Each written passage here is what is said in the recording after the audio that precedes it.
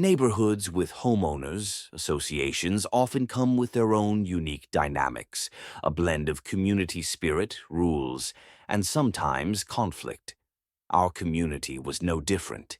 Nestled comfortably in a suburban area, our HOA was responsible for maintaining the shared spaces, enforcing covenants, and ideally, fostering a peaceful environment. But beneath the polished lawns and trimmed hedges, tensions simmered, and it all started to boil over at one particular HOA meeting. I had always been a relatively private person, keeping to myself and focusing on my family and work. My neighbors knew me as that quiet one, which suited me just fine. I'm the police chief for our city, but I didn't broadcast it. Not out of secrecy, but because I preferred to keep my professional life separate from my personal one. It was part of maintaining balance in a job that can be high stress and demanding. The HOA meetings were usually a mix of mundane topics, landscaping proposals, community events, budget approvals. But this meeting promised something different, a dispute over security measures. I had recently installed a smart lock on my front door. It was state-of-the-art technology, something that gave me peace of mind when I wasn't home. Plus, it had features like remote access and instant alerts, perfect for a family with unpredictable schedules. However, not everyone appreciated this new addition. Karen, a longtime resident and, in her own mind, the self-appointed gatekeeper of the neighborhood's appearance and rules, had taken issue with my lock. She believed it was unsightly and against the HOA's aesthetic guidelines, though the rules were vague on the subject. Karen had a way of turning small grievances into major community debates, and this smart lock was about to become her new crusade. The meeting started like any other, with the usual greetings and agenda items. When it came time for Karen to speak, the tone shifted immediately. She stood up, her arms crossed, and began with what sounded like genuine concern for the neighborhood's uniform look. She claimed that the smart lock disrupted the community's charm and demanded I remove it. I calmly explained the benefits of the lock, emphasizing security and convenience. I offered to show her how discreet it actually was and that it was fully compliant with safety codes. But Karen wasn't interested in facts or cooperation. She was on a mission to rally the board and other residents against me. It quickly became clear this wasn't about the lock. It was personal. Tensions rose as neighbors took sides. Some appreciated the security upgrade. Others sympathized with Karen's desire for conformity. The board was caught in the middle, trying to mediate without alienating any party. The meeting devolved into a heated back and forth, with Karen repeatedly interrupting and casting doubt on my motives. Throughout it all, I kept my cool. I knew that losing my temper wouldn't help, and besides, I was more than capable of handling conflict. But as the meeting dragged on, I felt a growing sense of frustration, not just at Karen, but at how easily community spirit could fracture over something as simple as a door lock. When the meeting adjourned, I thought the matter might settle down, but Karen had other plans. The next day, I discovered she'd taken it upon herself to involve the HOA's security committee, without my knowledge, and had even threatened to take further action if the lock wasn't removed immediately. That's when I knew this wasn't just about aesthetics anymore. It was about control, power, and perhaps something deeper. Little did Karen know the story was about to take a dramatic turn, because while she saw me as just another neighbor, I had a role in this community she could never have anticipated, and it would change everything. Karen wasn't your average HOA member. To most people, she was the type who liked things just so. The perfectly manicured lawn, the matching mailbox flags, the exact same style of holiday decorations every year. But beneath that polished, picture-perfect surface, Karen's need for control ran far deeper. She thrived on order, rules, and above all, influence. And if there was one thing she couldn't abide, it was anything that disrupted the tidy little world she'd carefully constructed. It had been clear from the very first time I met her that Karen was more than a casual participant in the HOA. She had eyes and ears everywhere, always quick to notice when something deviated from her vision of acceptable, the neighborhood's unofficial watchdog, if you will. To Karen, the HOA wasn't just a committee, it was her personal domain. Her obsession with control often manifested in small but telling ways. She would patrol the sidewalks during the day, stopping neighbors to remind them about trash day, proper parking, or even the types of plants allowed in front yards. Her tone was never friendly or neighborly. It was commanding, almost militaristic. You didn't argue with Karen. You obeyed. Her influence extended into the HOA meetings, where she held considerable sway over the board members. They often deferred to her opinions, perhaps out of respect for her long-standing involvement, or maybe because she had mastered the art of persuasive, relentless lobbying. Karen was strategic, and she knew exactly how to wield power in those confined chambers. So when I installed my smart lock, it wasn't just a matter of new tech or security upgrade to Karen. It was a challenge to her authority, something that defied her meticulous vision of the neighborhood's order and aesthetics. And Karen doesn't take challenges lightly. I learned quickly that Karen viewed my smart lock not merely as an eyesore, but as a threat, a symbol of independence that refused to fit neatly into her preordained mold. She saw it as a breach in her carefully maintained system, a crack in the wall of uniformity she was so desperate to preserve. What was perhaps most frustrating was that Karen's crusade was based more on emotion than fact. She'd never asked me detailed questions about the lock or how it worked. Instead, she jumped to conclusions, painting the device as a danger to the community's harmony. I even offered to demonstrate its functionality and aesthetics, but she dismissed the offer outright, unwilling to hear anything that didn't fit her narrative. Karen's obsession with control wasn't limited to physical appearances. It extended into how the community governed itself. She had a knack for stirring up drama, rallying neighbors against what she perceived as rule breakers or threats to the status quo. And when she set her sights on someone there was little chance of reconciliation, she would dig in her heels and escalate. Behind closed doors, I heard rumors that Karen kept a detailed watch list of residents who didn't conform to her standards. People who had painted their front doors in non-traditional colors, parked their cars on the street overnight, or even hung non-standard welcome signs were quietly scrutinized.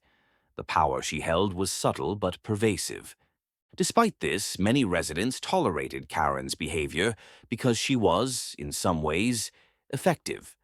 The neighborhood was clean, the property values stable, and few dared to challenge the system she enforced. But underneath the surface there was a quiet undercurrent of resentment, a feeling that the community's individuality was being suffocated under Karen's iron grip. I was about to become the latest target of that grip. The smart lock, a simple security measure from my perspective, had ignited Karen's fury. She started attending more meetings, armed with complaints and warnings. She sent emails to the board, demanding immediate action.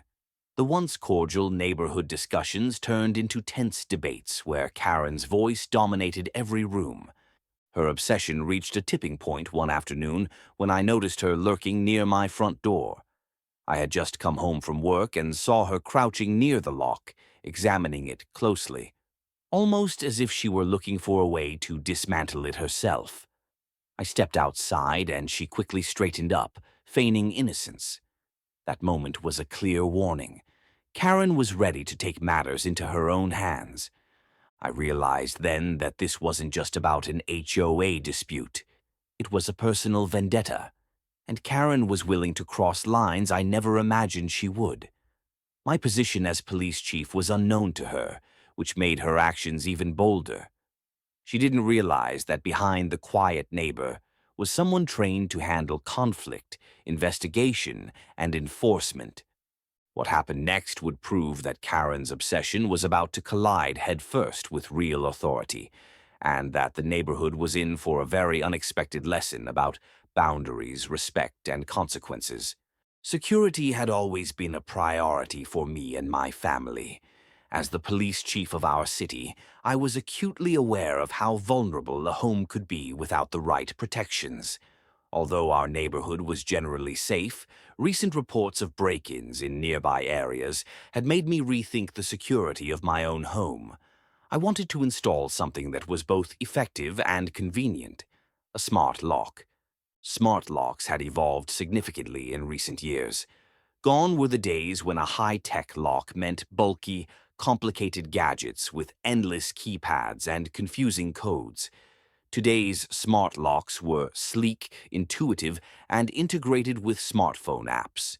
They allowed you to monitor who came and went, send temporary access codes to trusted visitors, and receive instant notifications if someone tried to tamper with the lock. When I decided to install the smart lock, I envisioned a solution that would give me peace of mind and enhance our family's safety without disrupting the look of the house. I chose a model that matched the door's finish and was designed to be as discreet as possible. The installation was quick and professional. No major modifications to the door or frame, just a smart upgrade to a traditional lock. Before installation, I made sure to check the HOA guidelines. The rules were surprisingly vague on security devices. There was no explicit mention of smart locks or technology upgrades. As far as I could tell, the lock was fully compliant with all safety and design requirements. I even informed the HOA board out of courtesy, sending them photos and details to preempt any concerns. I expected a simple acknowledgement, maybe even some curiosity from neighbors about the new gadget. But what I didn't anticipate was the intense backlash, starting with Karen. From her perspective, the smart lock was a glaring anomaly, a piece of technology that stood out like a sore thumb in the carefully curated neighborhood aesthetic. To her, it was an eyesore, a threat to the uniform look she championed so fervently. Her objection wasn't rooted in security or functionality, but in her personal idea of what the neighborhood should look like. When the installation day arrived, I kept my family and myself ready for a low-key transition. I demonstrated the lock's features to my spouse and kids, showing them how easy it was to unlock the door remotely, generate unique entry codes, and monitor the lock's status in real time. The smart lock wasn't just a convenience, it was a safeguard. For example, when the kids forgot their keys coming home from school, I could grant them access without rushing home or leaving a spare key under the doormat. Delivery workers could be given temporary codes to drop packages safely inside the foyer, preventing theft. It was peace of mind, wrapped in cutting-edge technology. But Karen's attitude began to shift the atmosphere in the neighborhood. She started rallying a faction of residents who shared her resistance to change. They argued that the smart lock, with its sleek metallic finish and digital keypad, didn't fit the traditional vibe of our homes. Some cited potential privacy concerns, fearing that the lock's wireless signals could be hacked, though few actually understood the technology enough to justify that worry. Karen's campaign quickly escalated from private complaints to formal objections during HOA meetings. She insisted that the lock violated the community's covenants and demanded I remove it immediately. Despite my offers to educate the board and neighbors on the lock's benefits and security features, Karen dismissed all attempts at reasoned dialogue. What made this even more frustrating was that no one else in the neighborhood had voiced objections. Many residents were intrigued by the technology and asked me questions privately about how it worked. Some even admitted they were considering upgrading their own locks after seeing mine. But Karen's vocal opposition drowned out any positive feedback.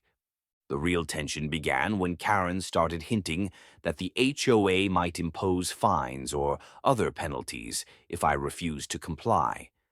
She framed it as protecting the neighborhood's integrity, but it felt more like a power play. I remained calm. I wasn't interested in a fight over a lock. I just wanted a safe, secure home for my family. But Karen's behavior indicated she was willing to push beyond HOA regulations to get what she wanted. The smart lock became a symbol, an emblem of independence clashing with control. It wasn't about the device anymore. It was about boundaries and respect. And with Karen now more determined than ever, it was clear the situation was escalating beyond a simple HOA dispute. Little did Karen know the lock's presence would soon trigger a chain of events neither of us could have anticipated, involving not just community politics, but the weight of real law enforcement authority. The tension in the neighborhood had been steadily mounting, but nothing prepared me for what happened next. Karen's unauthorized attempt to tamper with my smart lock.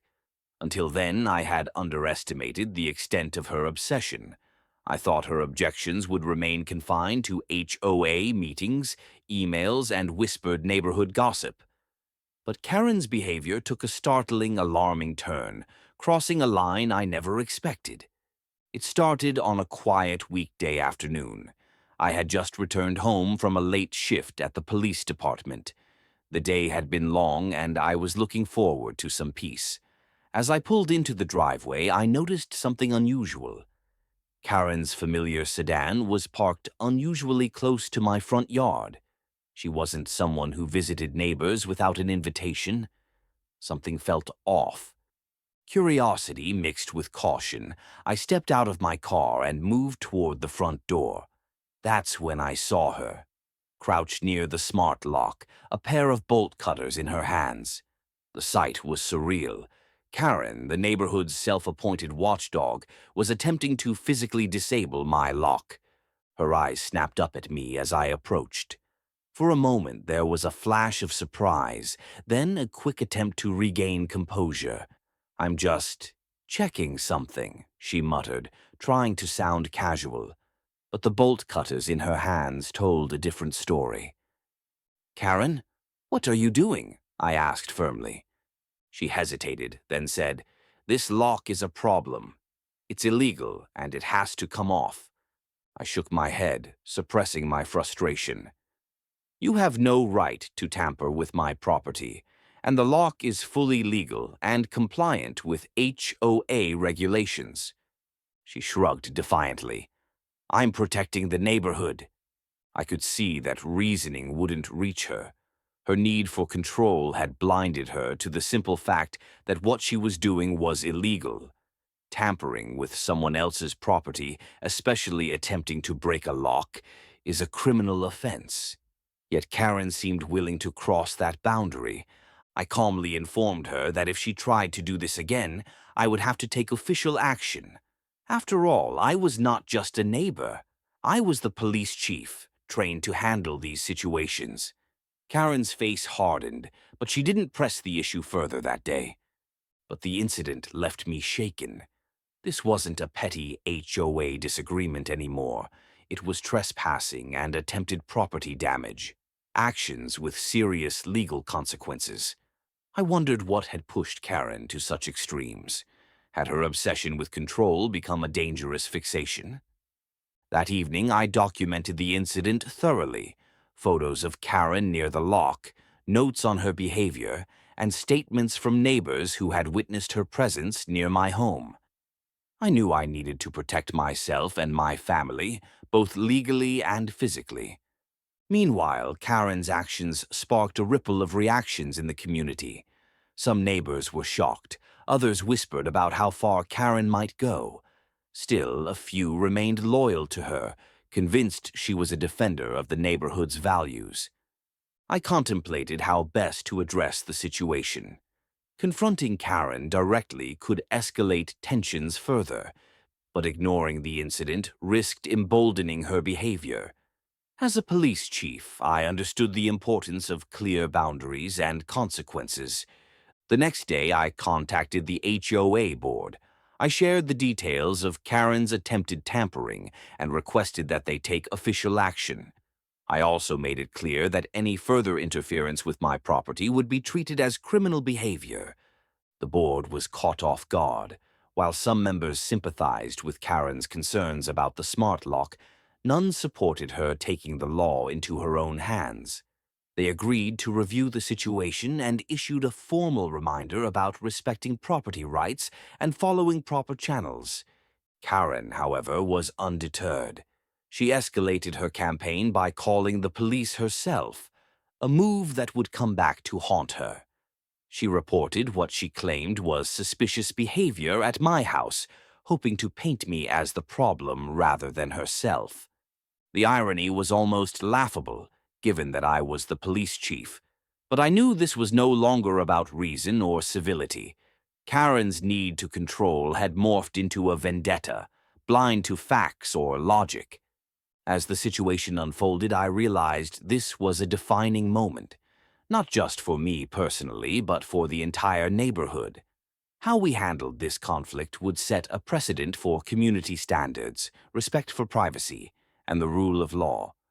Little did Karen know, her attempt to break my lock would trigger a series of events that would expose her overreach and ultimately reveal the true balance of power in our neighborhood. After Karen's brazen attempt to tamper with my smart lock, I thought the worst was behind me.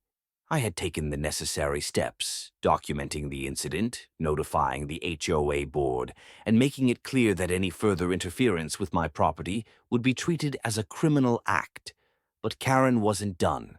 Far from it. What happened next took the entire neighborhood by surprise and turned an already tense situation into an unforgettable showdown. It was a quiet Saturday afternoon, and I was at home with my family, trying to enjoy a rare moment of relaxation. The kids were playing in the backyard, and I was catching up on some paperwork. Suddenly, the shrill sound of sirens echoed down the street. I looked up, puzzled. Police cars. In front of my house. I stepped outside just in time to see two patrol cars pull up, lights flashing. The officers hurried toward my front door with serious expressions. Confused, I asked, "What's going on?" One of the officers, a junior detective I knew well, glanced at me and said, "We received a 911 call reporting a possible break-in and suspicious activity here." I blinked in disbelief. A break-in? At my house? The officers explained that a neighbor had called 911, reporting what they described as someone trying to break the lock and acting aggressively. The caller insisted that immediate police response was necessary. I couldn't help but laugh, only it wasn't the reaction Karen was hoping for. As it turned out, the caller was none other than Karen herself. Apparently, after her failed attempt to physically disable my lock, Karen had grown even more frustrated and panicked. She had called 911, portraying the situation as an emergency, hoping to bring official law enforcement into the conflict, not realizing she was calling the chief of police. I gently asked the officers to wait while I tried to get to the bottom of the situation.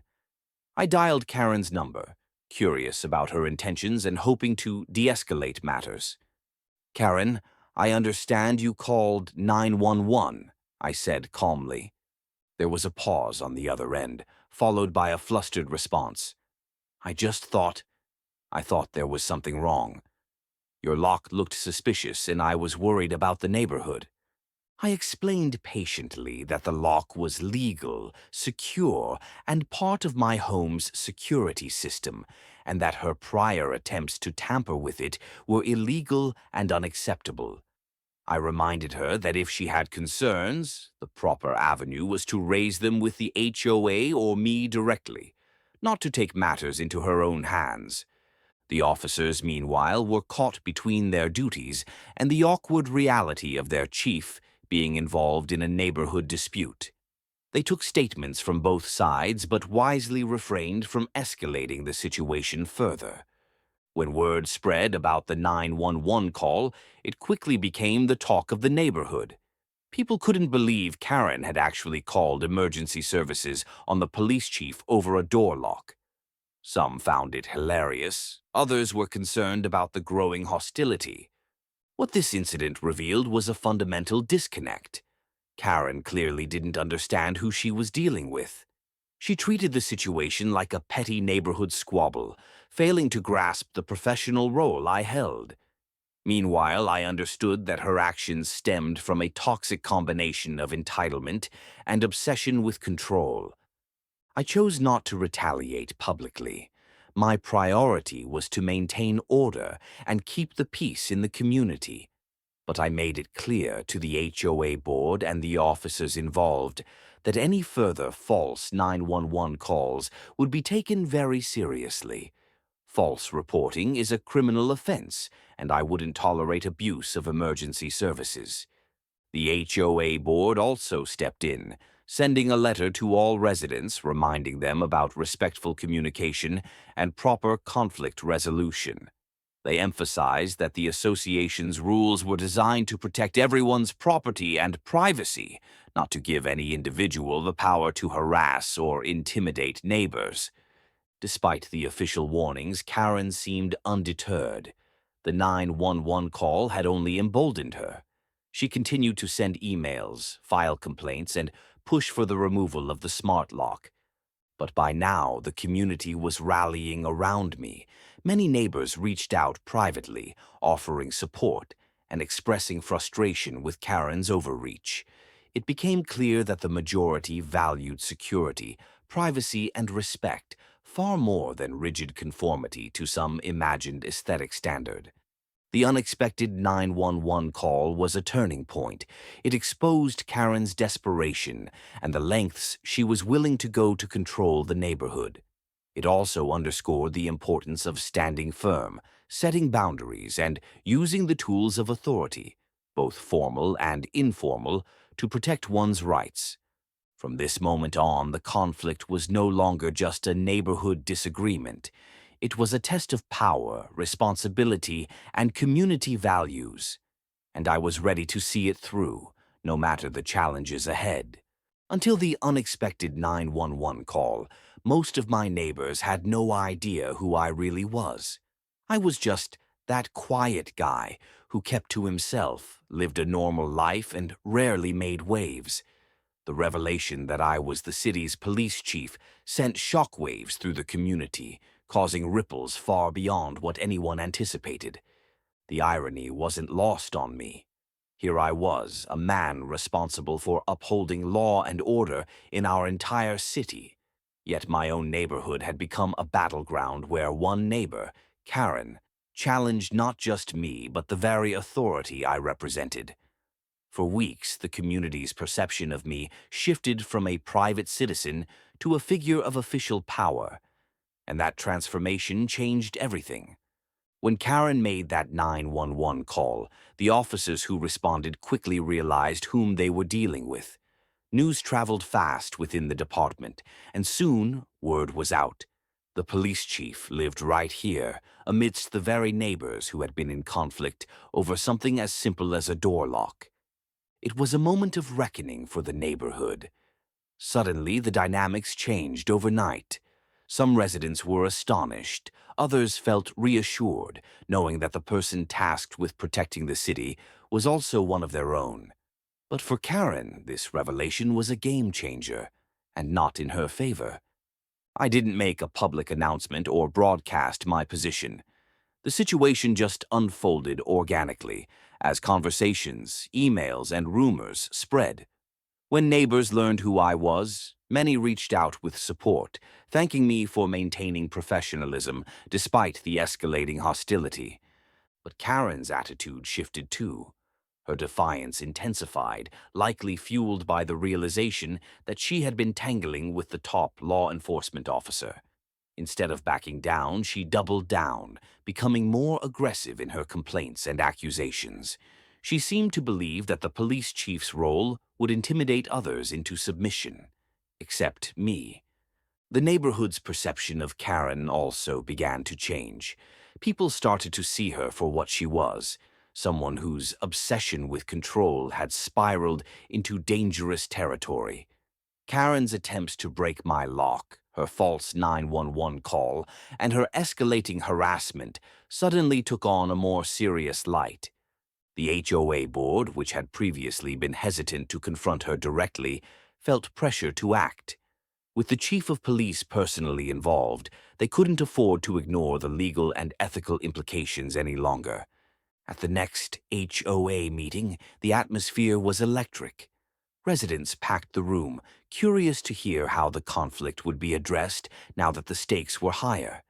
Karen, as usual, tried to dominate the conversation, but the tone had shifted.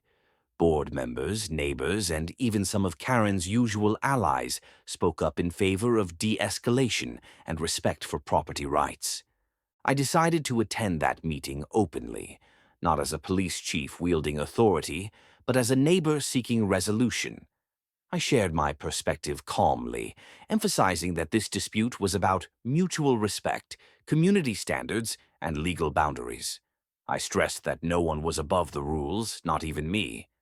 The reaction was mixed but hopeful.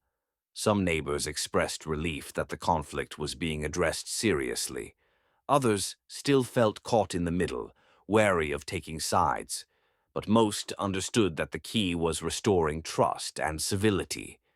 Karen, however, remained defiant. She insisted that the smart lock was a violation of the neighborhood's character and threatened further action if it wasn't removed. But her threats carried less weight now. The board had made it clear that such actions would not be tolerated. Outside the meetings, the revelation of my role also changed how neighbors interacted with me. People were more open to discussing concerns, knowing I had experience in conflict resolution and law enforcement. I received invitations to neighborhood gatherings, offers of support, and even requests for advice on security and safety. At the same time, the pressure was palpable. Being both a resident and the city's police chief put me in a delicate position. I had to balance my responsibilities while maintaining neighborly relations and protecting my family's privacy. This identity crisis, the collision of my professional and personal lives, was challenging but necessary. It forced the community to confront its own values and boundaries. It also exposed the dangers of unchecked power and entitlement embodied by Karen's obsession with control. In the end, revealing the chief was a turning point. It brought authority and accountability to a situation that had spiraled into chaos. It reminded everyone that rules and respect apply to all, regardless of status or position. As the neighborhood began to heal, I knew there was still work to be done. Karen's actions had left scars, and rebuilding trust would take time. But with the truth out in the open, the path forward was clearer. A community united by respect, understanding, and a shared commitment to peace. The revelation that I was the police chief living among them had shaken the neighborhood and intensified the already growing tensions. Karen's aggressive behavior and her escalating attempts to undermine my property and reputation had placed the entire community under strain. It was clear that the status quo could not continue. Something had to change, and that responsibility fell squarely on the shoulders of the HOA board. For weeks after the public realization of my position, the HOA board members held behind-the-scenes meetings, discussing the troubling developments and the increasing community divide. Several board members reached out to me privately, seeking clarity on the legal aspects of the situation and advice on how best to move forward. The board was caught between respecting Karen's vocal complaints and upholding the rights and safety of all residents, especially when one of those residents was the city's police chief. It became evident that the board had been reluctant to take a hard stance against Karen up until this point. Her long tenure and persistent personality had effectively granted her a significant amount of influence, even if it was to the detriment of neighborhood harmony. But now, with escalating reports of harassment, property tampering, and the controversial 911 call, the board recognized that Karen's actions were threatening the very fabric of the community. At the next scheduled HOA meeting, the room was filled to capacity. Many residents had come not just out of curiosity, but out of concern, eager to hear how the board planned to address the ongoing conflict. The atmosphere was thick with tension, anticipation, and a collective desire for resolution. The board president opened the meeting with a firm statement. Ladies and gentlemen, recent events have brought significant unrest to our community. We are here today to address these concerns and to reaffirm our commitment to fairness, respect, and the safety of every resident. It was the strongest statement the board had made so far, signaling a clear shift from passive observation to active intervention. Several neighbors spoke up, sharing their experiences and opinions. Many voiced support for the police chief, expressing frustration over Karen's overreach and the distress it had caused. Others spoke about their desire to see the community return to civility and cooperation, emphasizing that disputes should be resolved through dialogue, not intimidation or harassment. When it was Karen's turn to speak, she maintained her usual fiery stance. She reiterated her objections to the smart lock, claiming it disrupted the neighborhood's aesthetics and implied that it posed some undefined risk. However, her arguments were met with polite but firm challenges from the board and other residents who questioned the validity and fairness of her claims. At this point, the board president introduced a resolution. It outlined several key points designed to restore order and ensure respectful conduct moving forward. Respect for property rights. Any attempts to tamper with another resident's property would be treated as violations of both HOA rules and local laws, subject to penalties and legal action. Prohibition of harassment. Repeated complaints, intimidation, or harassment of neighbors, including false reporting to authorities, would result in disciplinary measures, up to and including fines or legal proceedings. Enforcement of covenants. The board would clarify existing rules regarding home modifications, including security installations, and communicate them clearly to all residents to prevent misunderstandings. Conflict resolution process.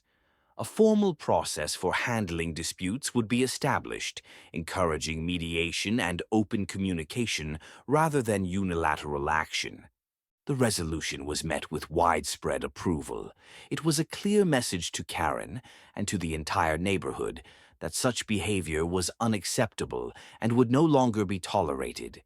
Karen reacted defiantly, threatening to appeal the decision and escalate the matter further. But her threats fell on deaf ears. The board was united, backed by the support of the majority of residents and cognizant of the legal weight behind their stance. Following the meeting, the board took steps to formalize the resolution. Official notices were sent to all residents, outlining the expectations for conduct and the consequences for violations. The HOA attorney was consulted to ensure that all measures complied with local laws and HOA bylaws. In the days and weeks that followed, there was a noticeable shift in the neighborhood dynamic. Karen's public complaints diminished, and her attempts to influence others waned. The knowledge that the board stood firmly behind property rights and the rule of law created a sense of security and reassurance. For me personally, this support was a relief. The burden of balancing my professional duties with my role as a neighbor had been heavy. Knowing that the HOA board was willing to enforce the rules fairly and firmly allowed me to focus on maintaining peace and safety for my family and the neighborhood. The board's decisive action marked a turning point in the saga. It underscored the importance of governance, accountability, and community solidarity in resolving conflicts that threaten collective well-being. As the dust began to settle, it was clear that this chapter in the neighborhood's history was not just about a smart lock or a single contentious neighbor. It was a lesson in standing up for one's rights, the limits of authority, and the power of a united community. With the HOA board finally taking a firm stand against Karen's disruptive behavior, I anticipated that the neighborhood tension would begin to ease. Yet, as with any community embroiled in conflict, reactions were far from uniform. The fallout rippled through the streets, homes, and porches of our neighborhood in unexpected ways, with both support and backlash emerging from various corners. It started with an outpouring of support that was both heartening and surprising. Several neighbors approached me privately, expressing gratitude not only for standing firm, but also for the transparency and patience I showed throughout the ordeal. Many shared their own frustrations with Karen's overbearing tactics, describing how her insistence on neighborhood perfection had created a climate of fear and discomfort. One neighbor, a retired teacher, confided that she had hesitated to speak up earlier out of fear of becoming Karen's next target. Another, a young couple who had recently moved in, said they were relieved to see the board take decisive action, finally setting a boundary that protected residents' rights. Small gestures of solidarity began to surface. A wave when we passed on the street, a friendly thank you in passing, even invitations to neighborhood gatherings. It felt like a thaw after months of cold suspicion and unease. Local social media groups, often a breeding ground for rumors and complaints, also reflected this shifting sentiment. Posts supporting the right to personal security and property rights gained traction, while calls for civility and community unity increased in volume. Yet, with support came backlash, and not always the kind you expect. Karen's loyal followers, a small but vocal faction within the community, launched their own counter-narrative. They painted the smart lock as a symbol of unwanted change and intrusion, arguing that it disrupted the neighborhood's historic charm and sense of unity. They accused me of abusing my position as police chief to intimidate neighbors and circumvent HOA rules. Several neighbors, caught in the crossfire, found themselves unsure whom to trust. They feared that the escalating conflict could permanently damage community bonds and make living here uncomfortable. Some even expressed resentment toward me for the attention the dispute had brought to our once quiet neighborhood. The HOA's decision, while legally sound, inadvertently stirred a broader debate about the balance between individual rights and communal values. Questions were raised. How much should a homeowner be allowed to change? Where do personal security and neighborhood aesthetics intersect? Who decides what fits within a community's character? These questions weren't easily answered. The neighborhood, like many others, was a microcosm of broader societal tensions between tradition and progress, conformity and independence, privacy and community. Amidst the turmoil, I realized that my role as police chief now extended beyond enforcing laws. It meant serving as a mediator and example of leadership within this local context. I organized informal meetings with neighbors interested in discussing these issues constructively. We talked openly about technology's role in home security, privacy concerns, and the importance of respecting diverse viewpoints. These conversations were often challenging, but they laid the groundwork for healing. Gradually, people began to see each other not as adversaries, but as neighbors trying to coexist with differing perspectives. Karen, for her part, grew more isolated. Her refusal to engage constructively only deepened her estrangement from the community. Her sporadic public complaints became less persuasive as the majority stood firmly against her tactics. However, the episode also served as a cautionary tale. It highlighted how unchecked personal vendettas could disrupt entire communities and how important it is for neighborhood organizations like the HOA to act decisively and fairly. Reflecting on this chapter of the conflict, I felt a mix of relief and responsibility. Relief that support outweighed backlash and responsibility to help maintain the fragile peace. The neighborhood had weathered a storm, one that revealed both strengths and vulnerabilities. More than a smart lock or a single neighbor's stubbornness, this was a story about community resilience, respect for boundaries, and the ongoing negotiation that defines living together. As calm gradually returned, the neighborhood faced a choice: to let past conflicts define it, or to move forward stronger, more inclusive, and united. I was hopeful we would choose the latter. As the dust settled from the chaos surrounding Karen's attempts to control the neighborhood and the fallout from the 911 call incident, I found myself reflecting deeply on the broader lessons this saga had revealed. What began as a simple dispute over a smart lock evolved into a complex test of boundaries, respect, and the true meaning of community. One of the most profound takeaways was the importance of clearly defined boundaries, both personal and communal. Karen's relentless insistence on controlling not just her own property, but the entire neighborhood was a stark example of how boundaries, when ignored or disrespected, can lead to conflict and division. Her attempts to forcibly remove my smart lock were a violation of my rights as a homeowner and an infringement on my family's privacy and security. It became painfully clear that boundaries are not just physical lines, but social agreements. They require mutual recognition and respect to function effectively. When one party decides unilaterally to cross those lines, whether out of a misguided sense of duty or entitlement, the result is disruption and harm. From my perspective as police chief and neighbor, I realize the importance of enforcing these boundaries with firmness yet fairness. The law provides a framework for protection, but it also demands patience, communication, and a willingness to seek peaceful resolution whenever possible. Respect emerged as the second critical lesson. Karen's behavior reflected a profound lack of respect, not only for my property but for the principles that allow communities to thrive.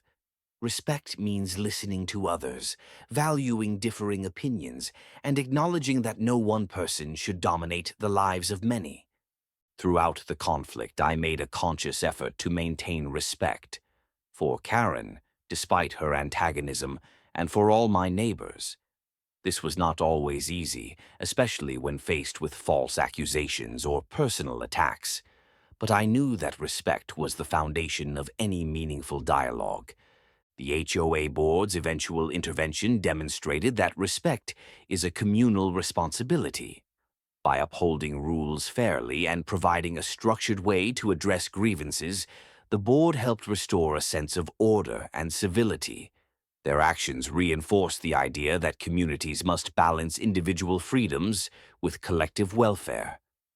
Another lesson was the value of transparency and communication. Much of the conflict escalated because of misunderstandings and misinformation. Had Karen and others taken the time to discuss concerns openly before resorting to unilateral actions, much pain and disruption could have been avoided. I began hosting informal neighborhood discussions to encourage dialogue about security measures, privacy, and neighborhood standards. These conversations helped neighbors see beyond surface disagreements to the shared desire for a safe, welcoming environment. This experience also taught me the importance of community resilience.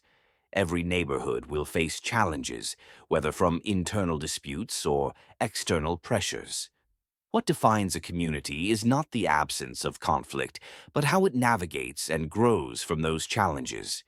Neighbors who stood together in support, who spoke up for fairness, and who chose dialogue over division were the true heroes of this story.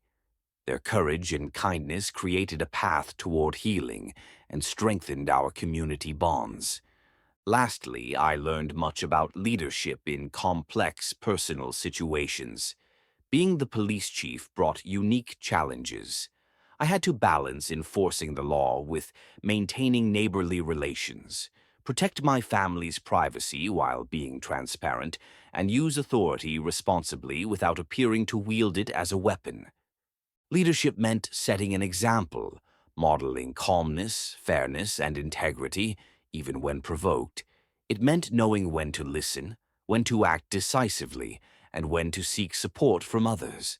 Karen's saga was a stark reminder that leadership and power come with responsibility, and that true strength lies in building bridges rather than walls. Looking back, the entire ordeal was painful but invaluable. It forced our neighborhood to confront uncomfortable truths about control, respect, and community values. It revealed the dangers of unchecked obsession and the necessity of rules and accountability.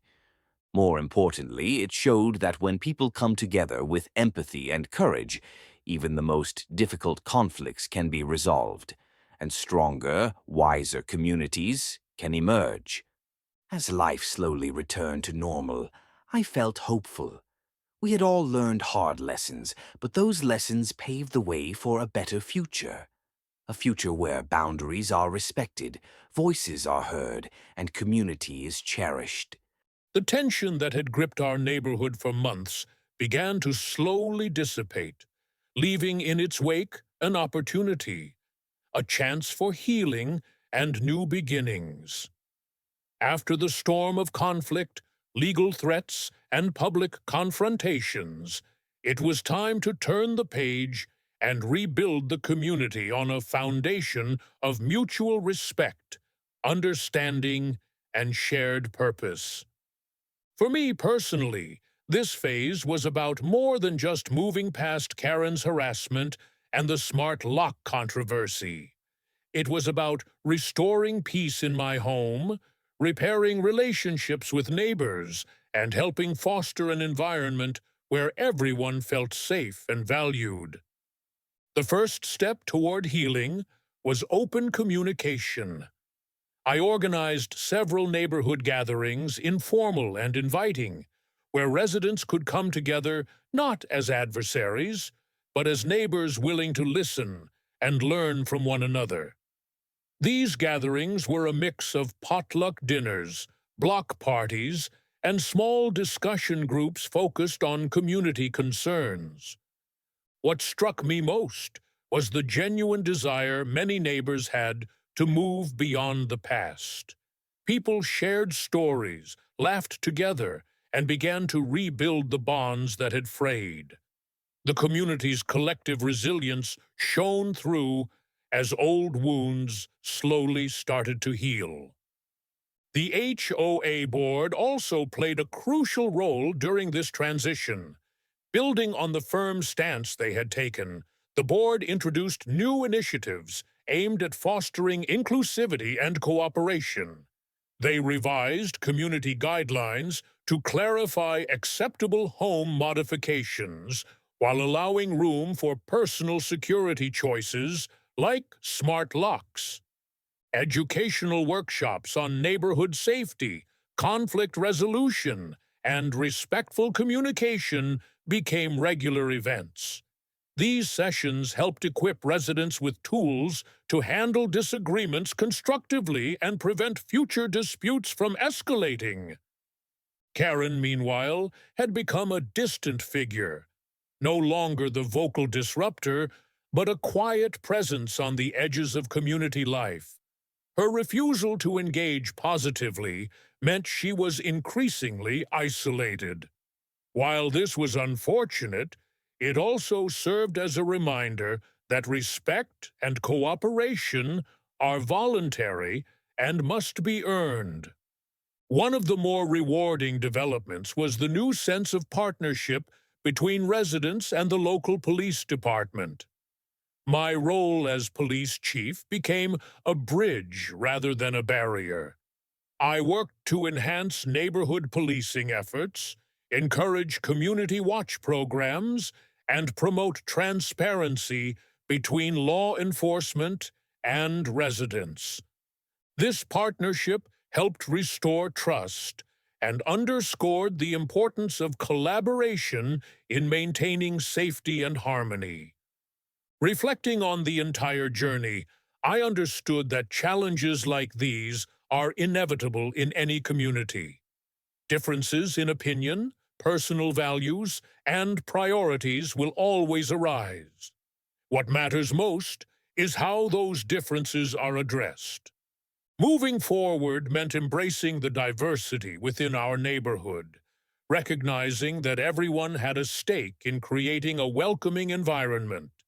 It meant fostering dialogue over discord, understanding over suspicion, and unity over division. The smart lock, once a flashpoint for controversy, became a symbol of progress and modern living, not a threat. Its presence reminded us that communities evolve and must adapt to new realities, technologies, and lifestyles. Personally, the experience strengthened my resolve as both a police chief and a neighbor. I learned that leadership requires humility, patience, and a commitment to fairness. I also realized the profound impact that a single person's actions can have on an entire community, for better or worse. As summer turned to fall, life in the neighborhood found a new rhythm. Children played freely again in the streets, neighbors greeted each other with warmth, and a spirit of cooperation blossomed. The scars from the conflict remained, but they were no longer wounds. They were reminders, reminders of the trials we had faced and the growth we had achieved together. In the end, the story of the HOA, Karen, and the smart lock was more than just a neighborhood drama. It was a testament to the power of resilience, respect, and community spirit. And as I looked out over the quiet streets, the warm lights in windows, and the faces of neighbors who had become friends, I felt a deep sense of hope. The journey was far from over, but we had taken the hardest steps. Together, we were moving forward, stronger, wiser, and ready for whatever came next.